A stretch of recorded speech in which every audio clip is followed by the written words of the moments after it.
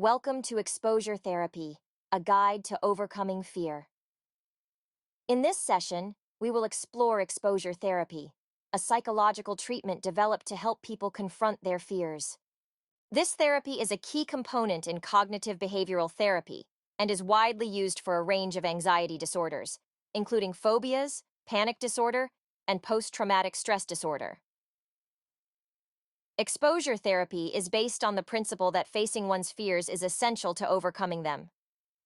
The therapy involves a controlled and gradual exposure to the feared object, situation, or memory, with the goal of reducing the fear response. It's a process of learning to tolerate the anxiety associated with these fears and to develop new patterns of behavior.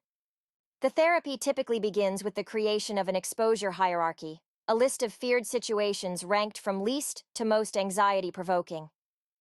This allows for a gradual approach, starting with less frightening scenarios and progressively moving towards more challenging ones. One common method used in exposure therapy is systematic desensitization. This involves relaxation techniques to reduce anxiety responses, followed by gradual exposure to the feared stimuli. The idea is to associate the feared object or situation with relaxation rather than anxiety. Another approach within exposure therapy is flooding, where the person is exposed to a high level of their fear all at once. This can be more intense but aims to quickly reduce the fear response. It's important that these methods are conducted under the guidance of a trained therapist to ensure safety and effectiveness. Exposure therapy also includes a component known as In Vivo Exposure, which involves facing fears in real-life situations. This can be particularly effective for specific phobias, such as fear of flying or spiders. The repeated real-life exposure helps to diminish the fear response over time.